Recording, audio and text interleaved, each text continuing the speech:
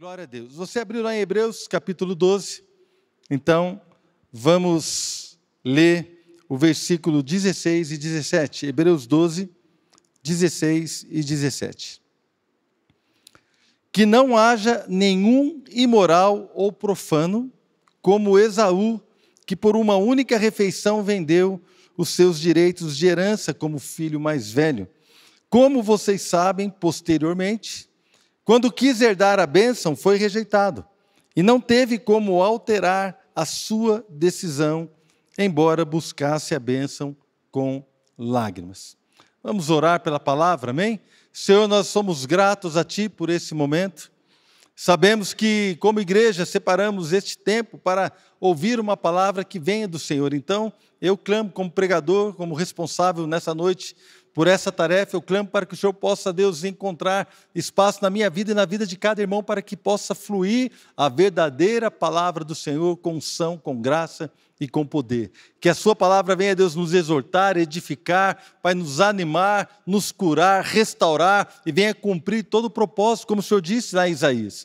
Assim como a chuva cai e rega a terra, para que ela possa germinar, né, a semente e dar frutos, da mesma maneira, a minha palavra não voltará vazia, ela vai cumprir o propósito para o qual ela foi liberada. Então, nós clamamos nessa noite que esta palavra com propósito, que vai ser cumprida, seja liberada neste lugar, nessa noite, porque somos a Tua igreja, amamos o Senhor e queremos ouvir a Sua voz, em nome de Jesus nós te pedimos.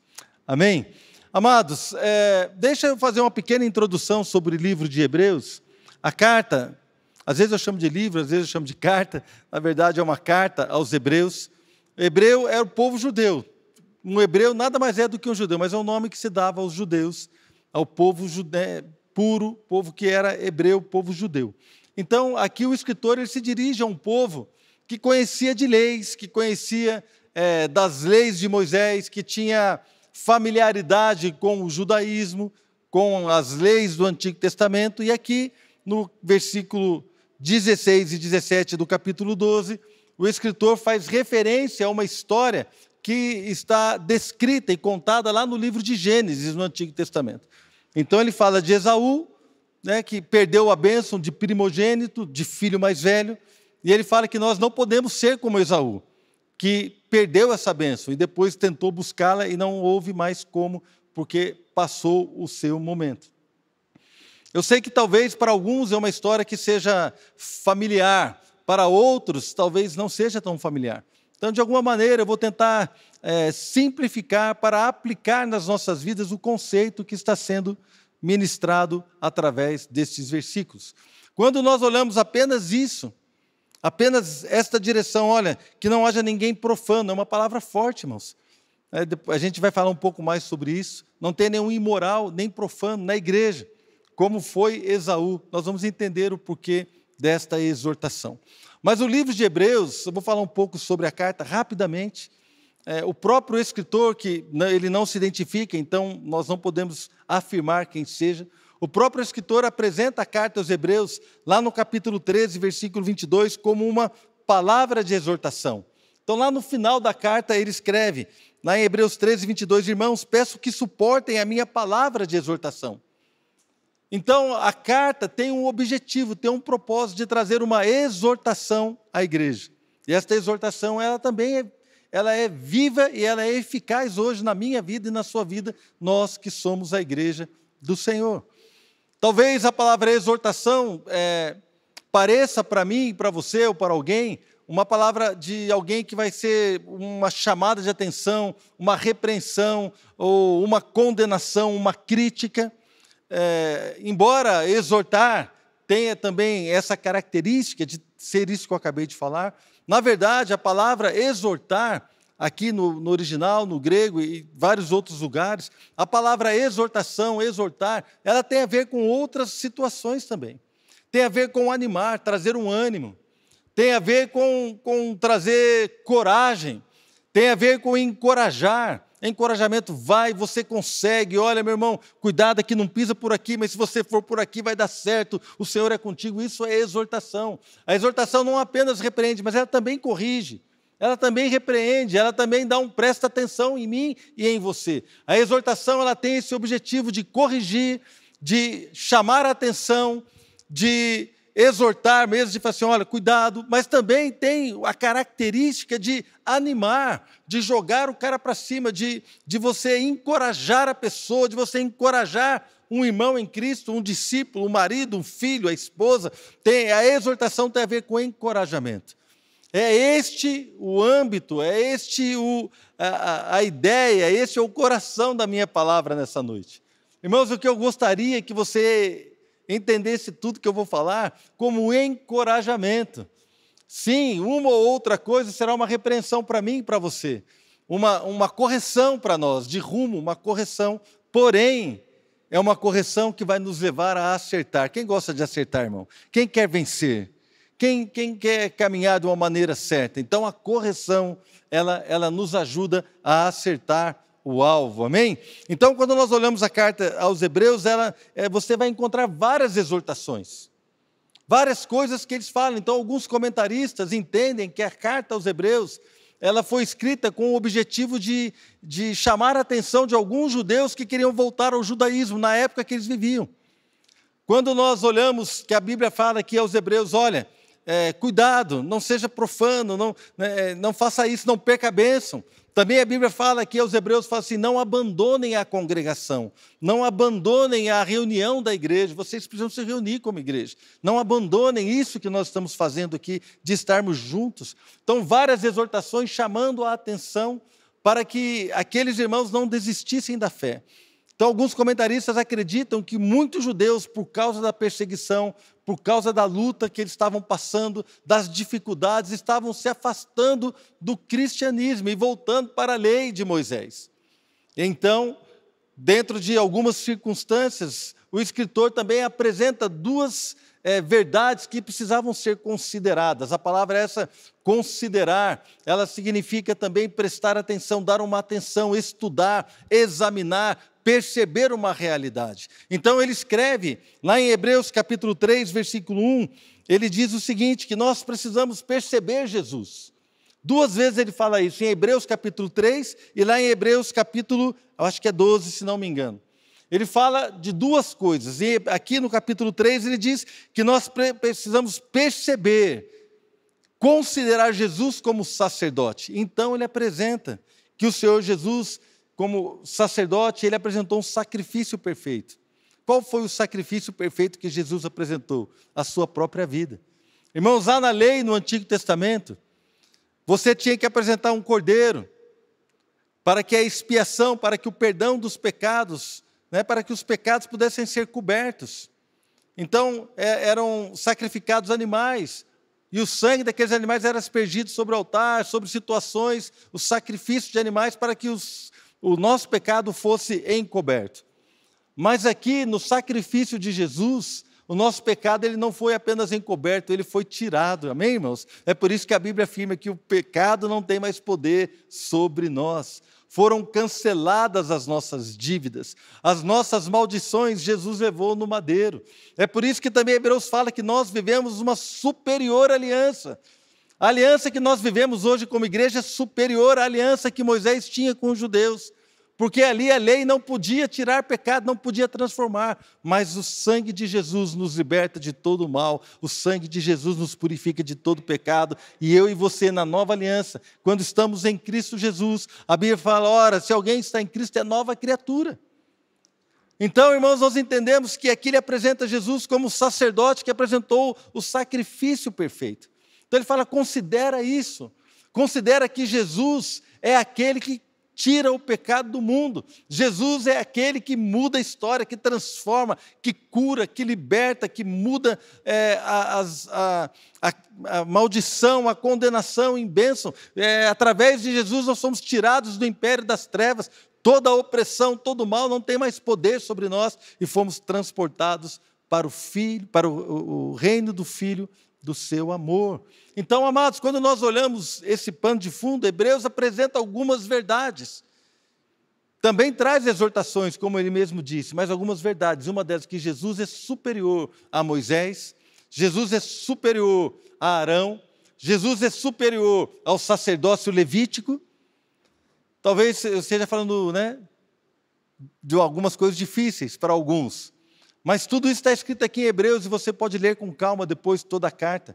E você vai entender que o escritor apresenta Jesus como superior aos anjos.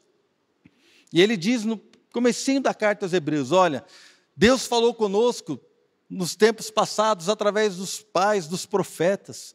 Mas agora Ele nos falou através do Filho.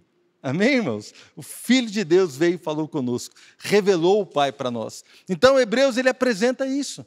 E nessa apresentação de Jesus como sacerdote, no capítulo 4 de Hebreus, aí eu gostaria que você pudesse ler comigo, Hebreus capítulo 4, verso 14.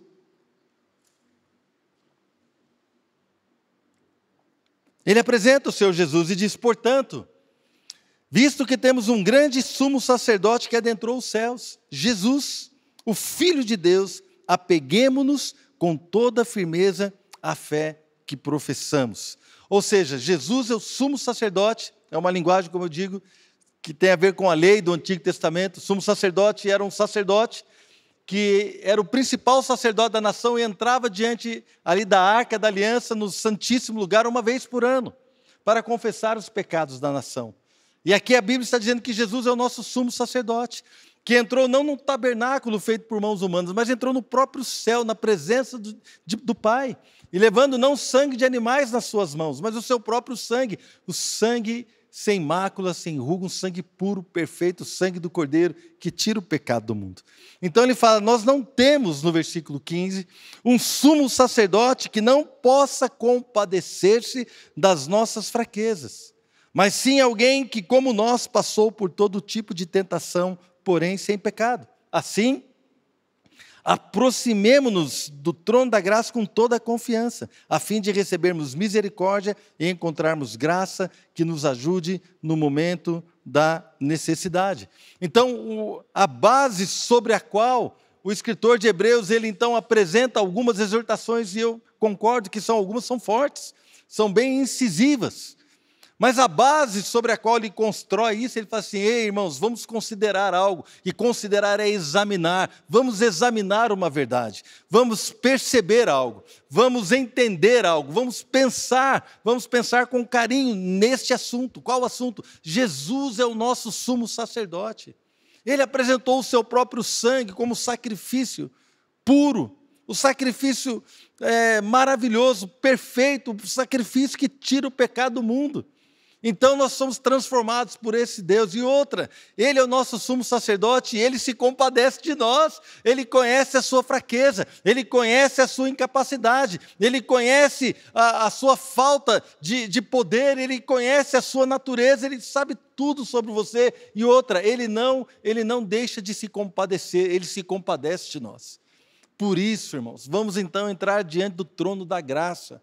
O trono da graça não é um trono de acusação. O trono da graça não é um trono inacessível. O trono da graça não é um lugar onde Deus está lá olhando e esperando você cair para então te acusar de algo. Ou então Deus está olhando, esperando para dizer que você não merece nada, que porque você é pecador, porque você é assim, porque você é... Não, querido, nós podemos entrar no trono da graça para alcançar o quê, irmãos? Socorro e misericórdia. Não é tremendo? Eu acho tremendo. Porque, irmãos, somos chamados para entrar num lugar que é um lugar onde está todo o poder, o maior poder do universo, Deus Todo-Poderoso, o Deus eterno, está ali, assentado no trono da graça, esperando que eu e você possamos entrar na sua presença para conseguir socorro, para conseguir misericórdia, numa ocasião que for necessária, oportuna. Então, amados, diante desta verdade, nós então vamos construir algo.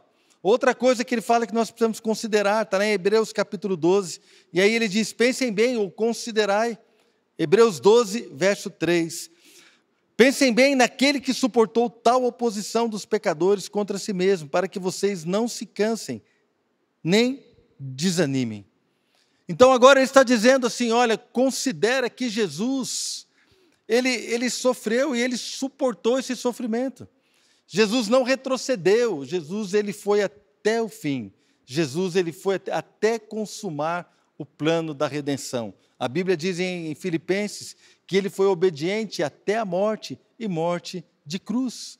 Então nós começamos a ver aqui que são duas coisas que nós precisamos considerar. Que Jesus, ele é um sacerdote, o sumo sacerdote que está ali, se compadece de nós, está intercedendo por nós diante do Pai e nos convida a chegar diante do trono da graça. E nós podemos entrar com confiança, porque apesar de nos conhecer, ele se compadece de nós e ele quer nos ajudar, quer nos dar socorro e misericórdia.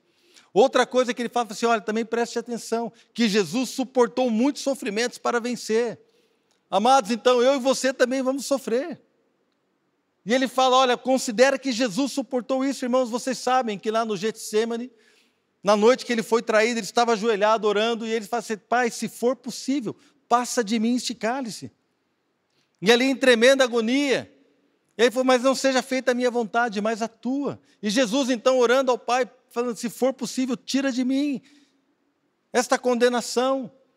Mas, Senhor, não faça a minha vontade, faz a sua. Diz que o seu sangue se tornou, o seu suor, se tornou em gotas de sangue.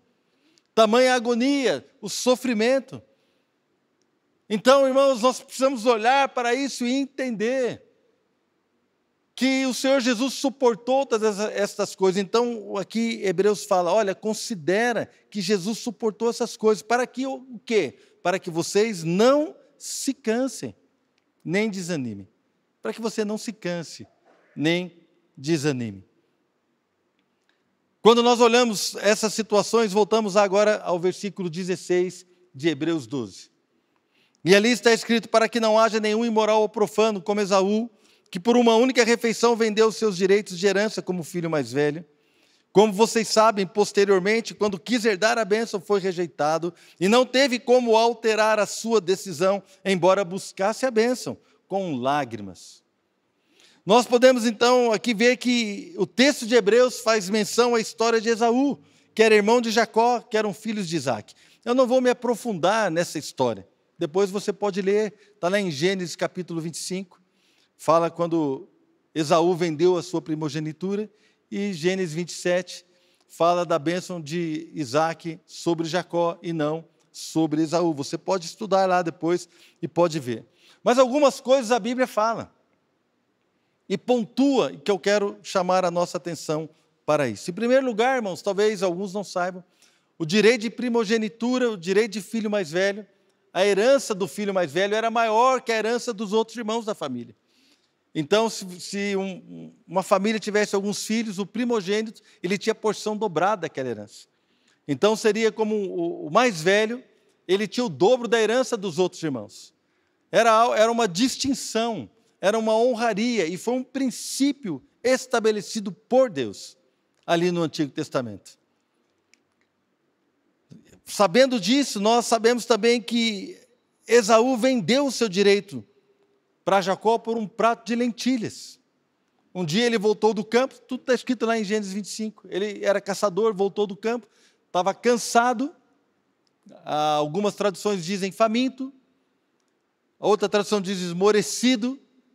E eu fui lá no original do hebraico, eu não falo hebraico, mas tem alguns programas que nos falam que a palavra diz. Então eu fui lá no original do hebraico, peguei essa palavra para entender o que era, e realmente essa palavra é exausto. Então ele estava exausto. Esaú estava cansado e talvez sem forças, a palavra assim, sem forças, sem vigor nenhum. E ali naquele momento que ele estava cansado já, ele chegou e ele viu o seu irmão Jacó fazendo um prato de sopa, irmão, sopa de lentilha. Quem gosta de sopa de lentilha? Deixa eu ver. Eu gosto também, a minha esposa faz uma sensacional, irmãos. Mas eu não trocaria aquilo que Deus me deu por um prato de lentilha. Nem por uma picanha. E olha que a picanha está cara, irmão. Não trocaria. Mas voltando aqui ao assunto, ele viu o irmão cozinhando e falou assim, olha, me dá um prato dessa sopa aí. O irmão dele, Jacó, falou assim, olha, eu te dou se você me vender a sua primogenitura. Então, Esaú falou assim, que me adianta a bênção do primogênito? De que me adianta isso que Deus me deu?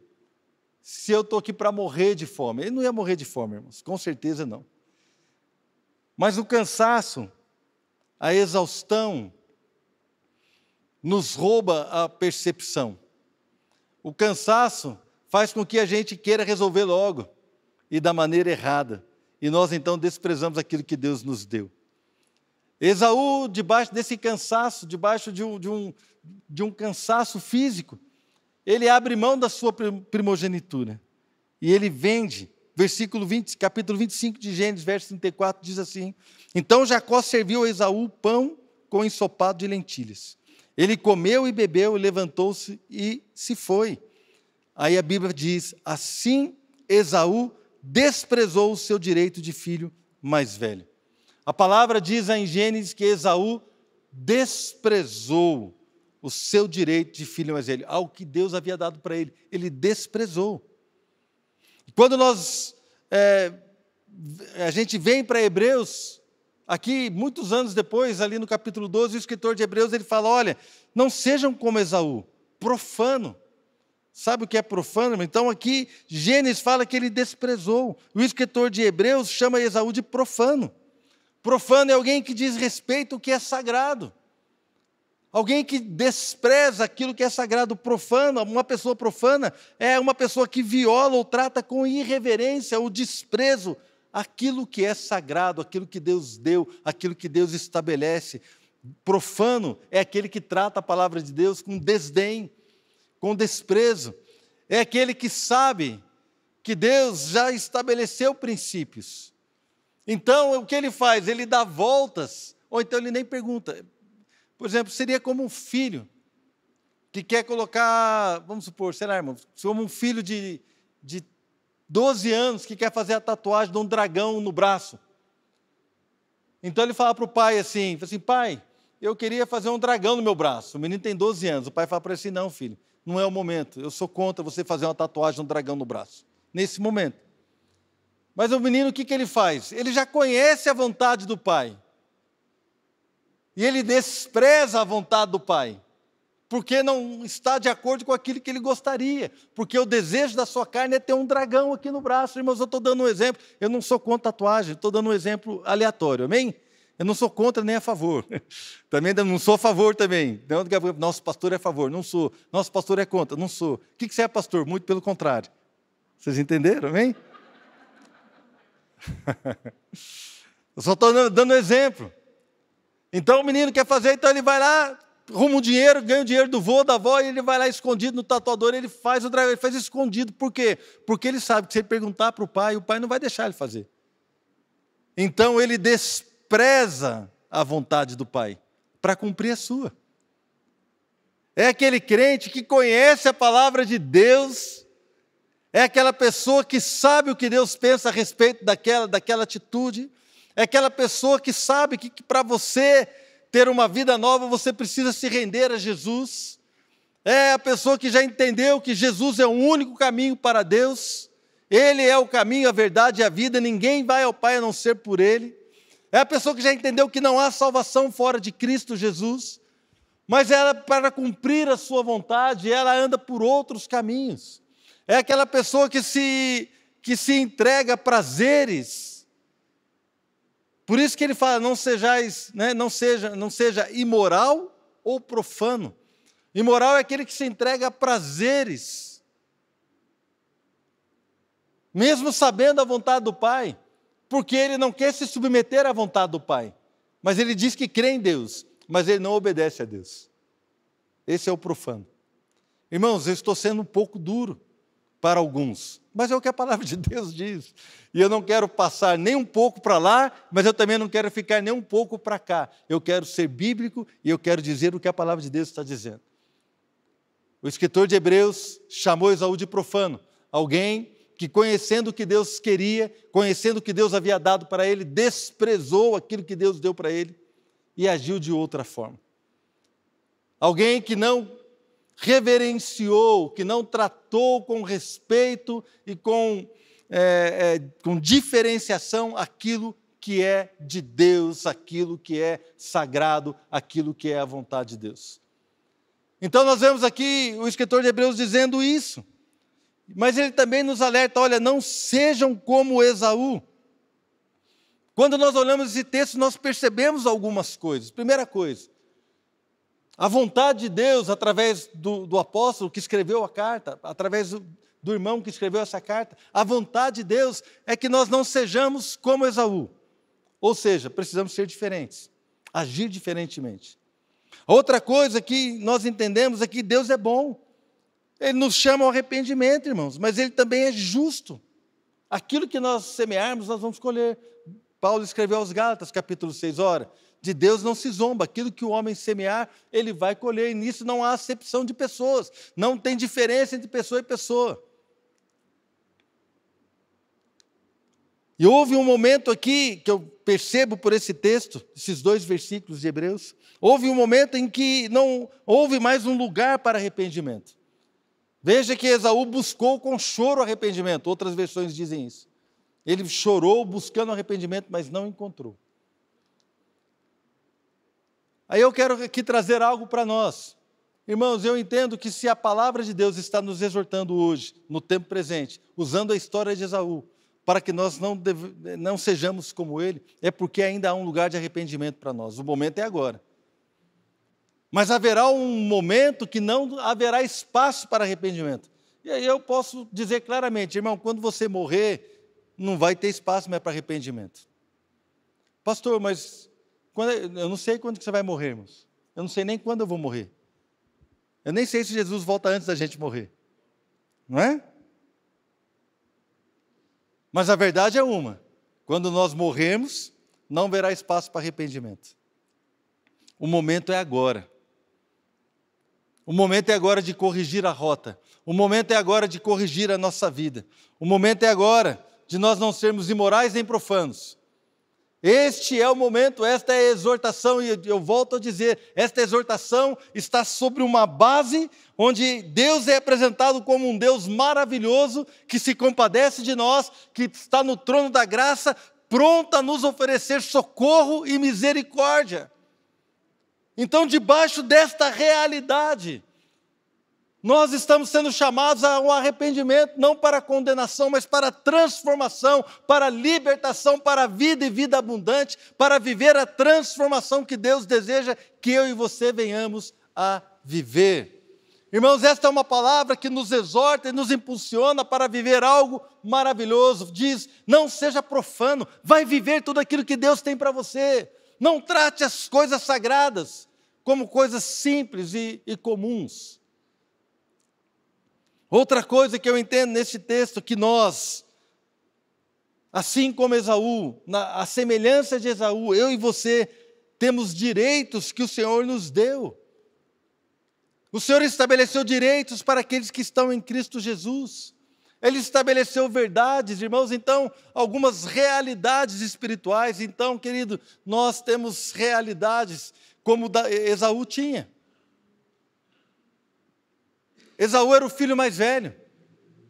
Era uma realidade, algo que Deus deu para ele, e ele então tinha o direito a uma porção dobrada, a uma herança diferenciada. Irmãos, nós que estamos em Cristo, nós temos uma herança diferenciada. Nós somos nação santa, povo de propriedade exclusiva de Deus, sacerdócio real, chamados das trevas para proclamar a virtude do Senhor. Nós somos a nação, irmãos, a igreja gloriosa, estamos assentados com Cristo acima de todo principado, acima de toda potestade. Amados, nós somos chamados para ter famílias maravilhosas, casamentos frutíferos, filhos abençoados, irmãos, ministérios poderosos. Nós somos chamados para fazer a diferença. Nós somos a luz do mundo, somos o sal da terra, nós somos diferenciados. Não somos melhores do que ninguém, mas recebemos isso por herança. A nossa herança em Cristo é uma vida abundante, vida transformada, vida perdoada, vida liberta, uma vida, irmãos, para ser vivida no sobrenatural de Deus, para desfrutar das maravilhas do Altíssimo, para desfrutar de paz, para desfrutar de tudo aquilo que o Senhor tem para nós. Deus tem uma mesa preparada para nós, irmãos.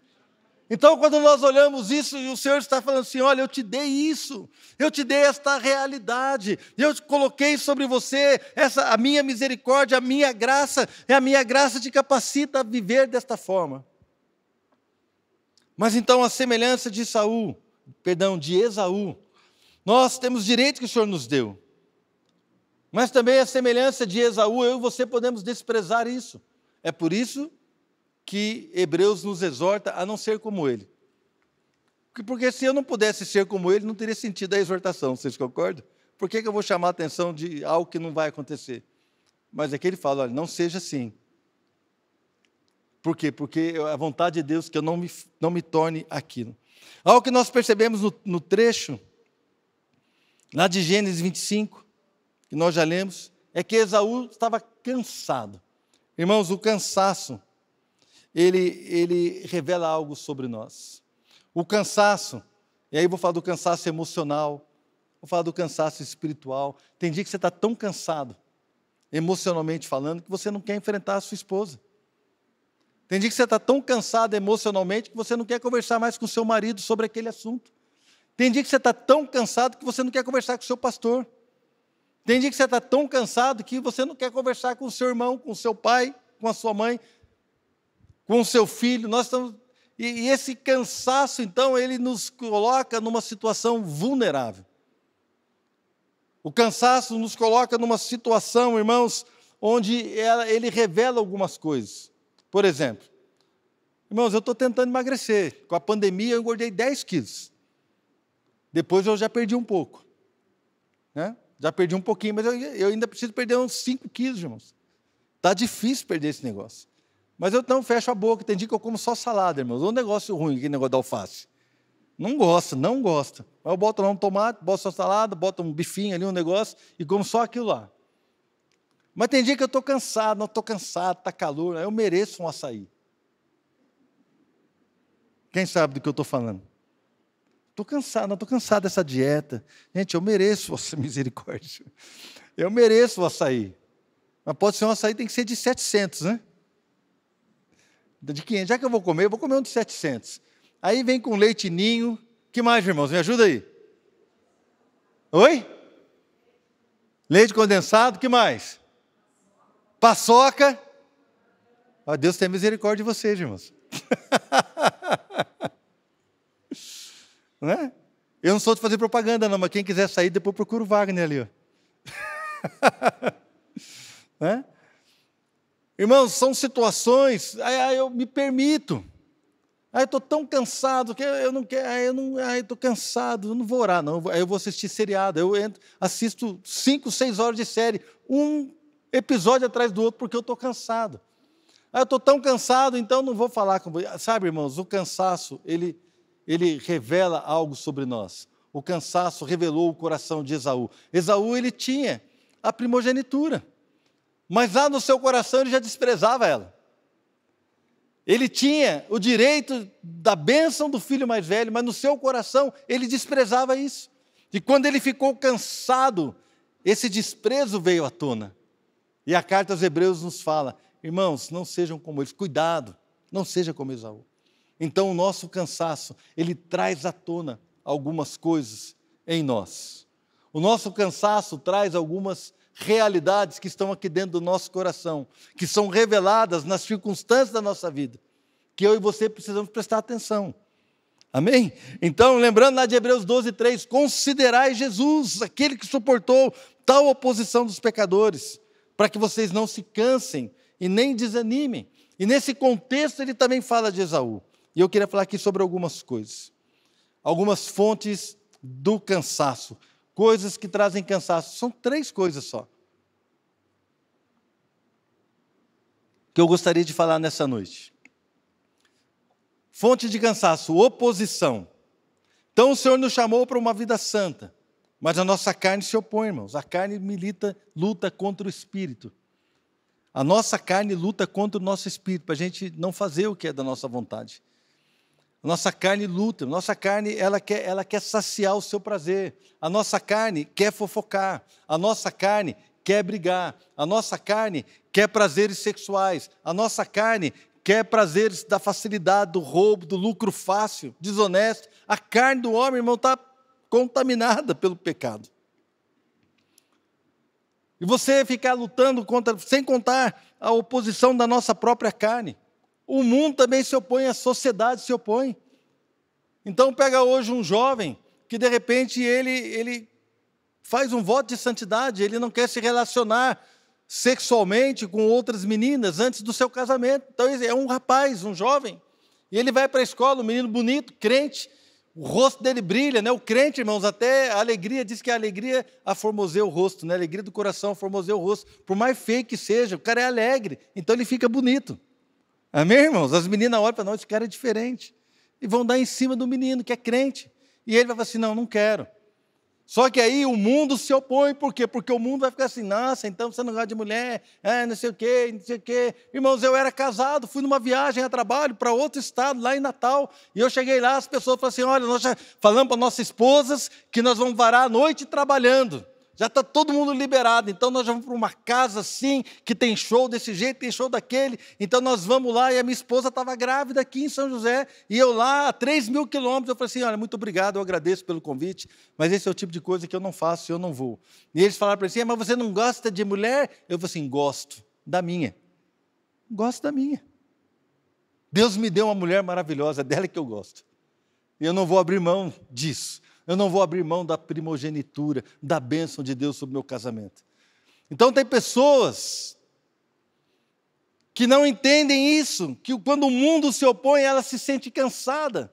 É a oposição do mundo, de demônios que oprimem o tempo todo, demônios que ficam mentindo, que ficam oprimindo, dizendo um monte de bobagem, e a gente fica lutando contra essas coisas, traz cansaço. Tem gente que está cansada de lutar. Sabe o que ela faz? Ela se lança nos prazeres, ela se lança na vontade da sua carne, então o cansaço a venceu. Não seja vencido pelo cansaço. Amém? Não seja vencido pelo cansaço. Outra coisa, falta de mudanças nos cansa, irmãos. Imagina, você às vezes não percebe mudança na sua vida, na sua família, nas suas finanças. Você não percebe mudança, transformação no seu ministério, nos projetos que você colocou, parece que não há nenhum progresso, em alguns casos a gente até retrocede. Parece que hoje eu estou mais desanimado do que eu era um ano atrás. Há um ano atrás eu tinha mais pique, tinha mais amor por Jesus, e agora parece que eu estou pior, regrediu, não vê mudança. Isso, irmãos, traz um cansaço. Você fica lutando contra aquilo, e você fica ali, e de repente, quando você se vê, você está cansado. E aí vem aquela vontade, eu vou largar a mão do meu marido, sabe por quê? Porque ele não muda mesmo. Eu vou largar a mão desse casamento, porque eu tentei e não consegui, então agora eu vou largar a mão disso, eu vou abandonar. Eu vou parar de falar com o meu filho, porque o meu filho não tem jeito, então eu desisto do meu filho. Eu desisto do meu ministério, porque eu já tentei, eu fui lá, não deu fruto, eu fui lá um dia, marquei reunião, não apareceu ninguém na reunião que eu marquei. Então, sabe o que? Eu estou cansado. Eu acho que não é isso que Deus tem para mim, não. O cansaço, então, nos vence no momento de cansaço. Nós abrimos mão daquilo que o Senhor nos deu, daquilo que o Senhor colocou nas nossas mãos. Às vezes nós lutamos, não vemos nenhuma mudança. Então o cansaço nos vence, irmãos. Lembre que Esaú, quando estava cansado, ele foi profano. Outra coisa, a nossa incapacidade. Então a gente vê tudo isso que eu falei, olha ao nosso redor, não tem perspectiva de mudança, de transformação. Olha para mim e fala assim, bom, eu não vou conseguir mudar isso, cara. Então, quando eu olho para mim, eu falo assim, não tem jeito. Quando eu olho para mim, eu me desanimo. Mas quando eu olho para o Senhor, eu sou animado. Amém, irmãos?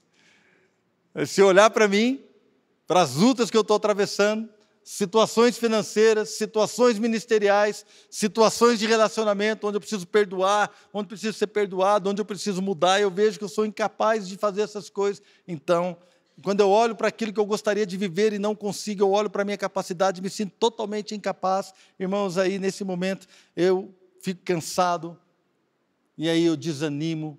E a Bíblia fala, olha, considera Jesus, que suportou a oposição, suportou a luta, para que vocês não se desanimem nem se cansem.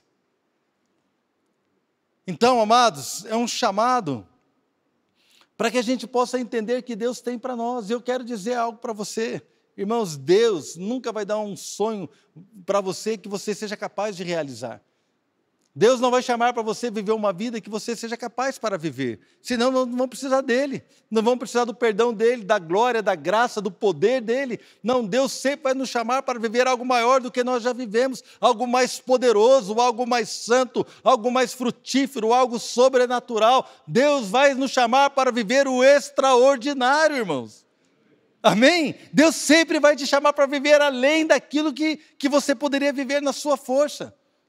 Agora, foi assim com Abraão, foi assim com todo mundo que ele chamou, foi assim com todos os que nós vemos aqui na história.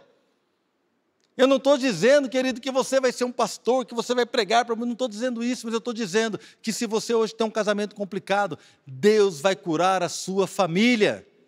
Eu estou dizendo que se você tem um relacionamento complicado com a sogra, com o sogro, com o seu filho, com a sua esposa, não sei, Deus vai curar o seu relacionamento. Talvez seja algo grande para você hoje, mas Deus é poderoso para fazer isso. E Ele nos chama para viver isso. Este é o seu direito de primogênito da bênção que Deus prometeu que vai fazer na vida daqueles que o servem. Ter vida e vida em abundância. Viver para o Senhor de uma maneira totalmente diferente. Então, esse é o chamado. Mas quando nós olhamos, então, para a história de Esaú, Esaú cansado, ele sucumbiu. Querido, nós não vamos sucumbir, amém? Nós vamos ficar firmes. Quem vai ficar firme aí diz amém. Amém. Glória a Deus, vocês estão firmes, né, irmão? Prestando atenção. Já estou terminando. Então, querido, vamos fazer diferente.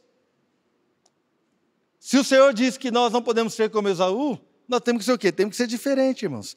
Qual é a nossa diferença? No momento de cansaço, nós não vamos abrir mão da nossa bênção. No momento da luta, nós não vamos abrir mão da nossa bênção. No momento da dificuldade, não vamos abrir mão da nossa bênção. Esaú, o que ele fez? Ele abriu mão da bênção para saciar a sua fome. Não, nós vamos nos saciar em Cristo Jesus. Nós vamos saciar a nossa fome em Deus. Nós vamos saciar a nossa fome no nosso relacionamento com o nosso Pai. Nós vamos saciar, irmãos, aquilo que nos falta em Deus, porque Ele é poderoso para suprir tudo aquilo que eu e você precisamos. Ele é fonte de paz, Ele é fonte de justiça, Ele é a fonte da vida, Ele é o pão da vida, Ele é tudo aquilo que nós precisamos. Ele é. Então nós vamos suprir, saciar as nossas necessidades em Deus. Vamos olhar para o Deus que nos sustenta. Lá em Filipenses capítulo 4, diz assim: eu sei o que é passar necessidade, eu sei o que é ter fartura. Filipenses 4,12. Aprendi o segredo de viver contente em toda e qualquer situação, seja bem alimentado, seja com fome, tendo muito ou passando necessidade. O que Paulo está dizendo é que ele era capaz de viver qualquer circunstância. Ele já tinha vivido todas as circunstâncias de fartura e de necessidade, de fome e de suprimento, de abundância de suprimento, já tinha vivido tudo. Mas aí ele declara: eu posso todas as coisas, ou tudo posso naquele que me fortalece. Irmãos, não são as circunstâncias que vão dizer como nós vamos viver, mas é a nossa fé que vai dizer como vamos viver. E nós vamos viver de maneira santa, de uma maneira que olha para o alto. Nós não somos aqueles que olham para baixo, nós não andamos de cabeça baixa, irmão, olhando para baixo, desanimado. Nós olhamos para o alto, onde está o nosso Redentor. Nós sabemos que Ele vive e em breve se manifestará sobre a terra. Nós não somos aqueles que andam cabisbaixo, não, nós olhamos para o alto, porque temos um Pai, irmãos. Nós temos um Pai que cuida de nós.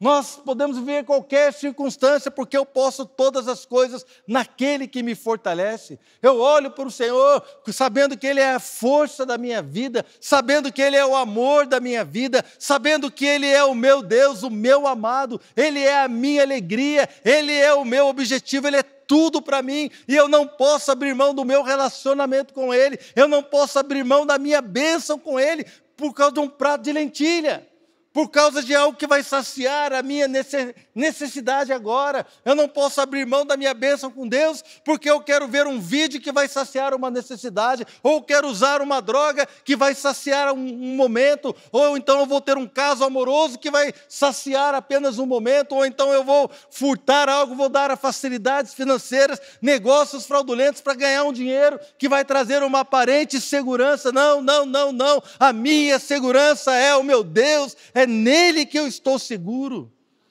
Então, quando eu olho para o Senhor, eu não abro mão das coisas que Ele me oferece, para receber aquilo que a terra, que o mundo vai me oferecer. Não.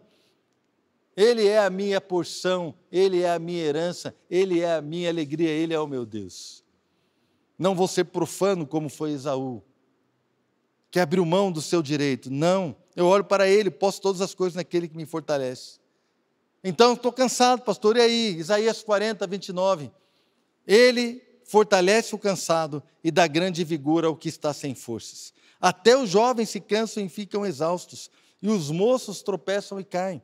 Mas aqueles que esperam no Senhor renovam as suas forças, voam como águias, correm e não ficam exaustos, andam e não se cansam. Irmãos, está falando aqui de algo que vai além do natural. O natural é que um jovem não se canse. O natural é que uma pessoa jovem, um moço, ele não se fique exausto, que ele não fique cansado. Porque o jovem tem vigor, tem força. Não, mas aqui a Bíblia diz até os jovens se cansam. Mas quem não se cansa? Quem não se cansa é aqueles que esperam no Senhor, porque eles renovam as suas forças. Nosso Deus renova as nossas forças. E outra coisa, Deus também não ignora ou descarta aqueles que estão cansados. Deus não descarta pessoas cansadas. Pelo contrário, Ele chama para perto. Ele fala assim, venham a mim. Jesus dizendo, Mateus 11, 28, venham a mim todos os que estão cansados e sobrecarregados, e eu darei descanso a vocês. Não é tremendo, irmãos? Então nós temos um Deus que estabeleceu uma base de bênção, de amor, de cuidado, de misericórdia, nos chama para o trono da sua graça, para nos dar socorro e misericórdia. Temos um Deus também que nos chama a atenção. Deus é bom, irmãos, mas não é bonzinho, Deus é justo. Vai chegar o dia, querido, que não haverá tempo para arrependimento, o tempo é hoje. Então Ele está avisando, olha, não espere, não seja como Esaú, que tinha um desprezo no seu coração, e quando aquele desprezo se revelou, então não houve mais o quê? Não houve mais chance de arrependimento.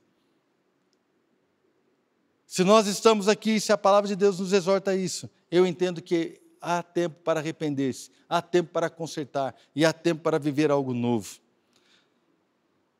Então eu entendo que esta exortação não põe um ponto final, mas nos chama para entender que não devemos, não podemos ser como Esaú. Que eu e você venhamos a reconhecer a oportunidade agora de mudar. Que nós possamos entender a possibilidade que temos agora de fazer uma opção pelo Senhor. Que nós possamos entender que temos uma opção agora. Não deixe para amanhã, irmãos.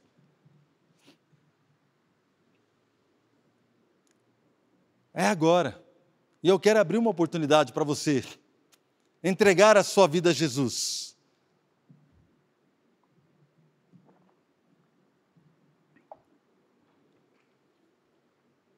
Agora é o momento. Então eu queria te dar essa oportunidade.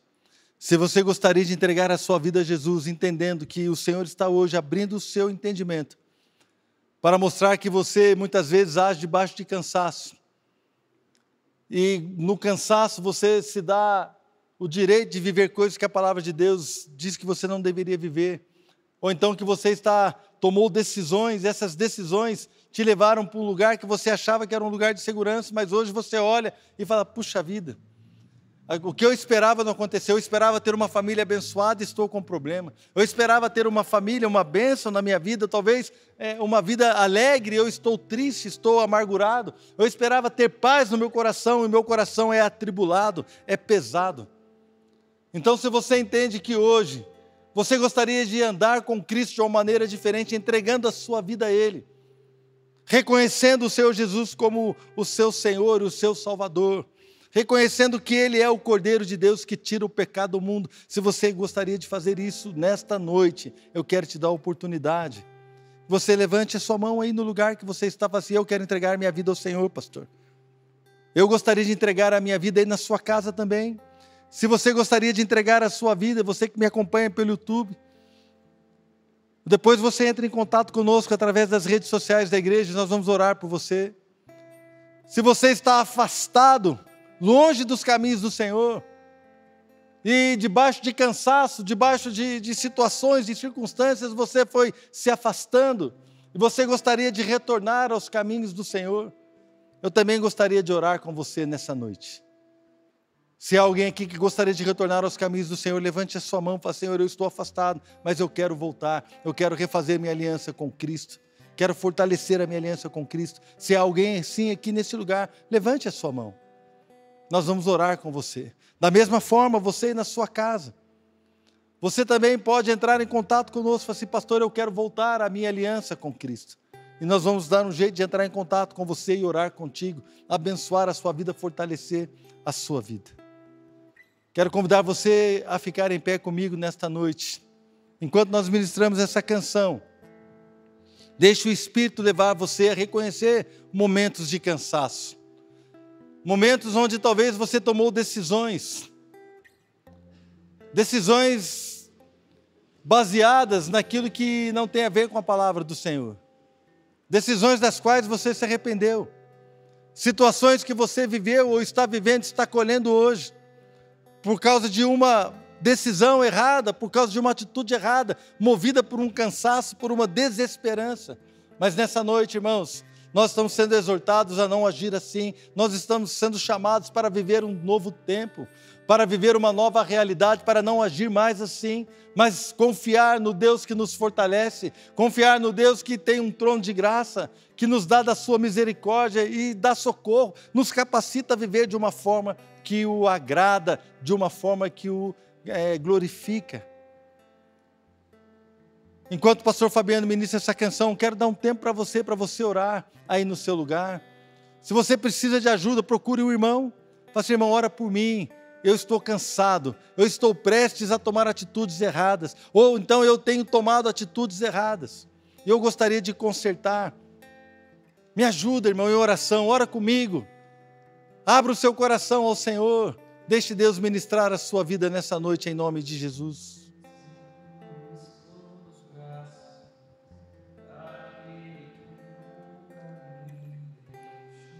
Você que está aqui, se você sente uma palavra para alguém, saia do seu lugar, ore com alguém, libere uma palavra para alguém, alguém que anda com você, que você sabe que está em luta.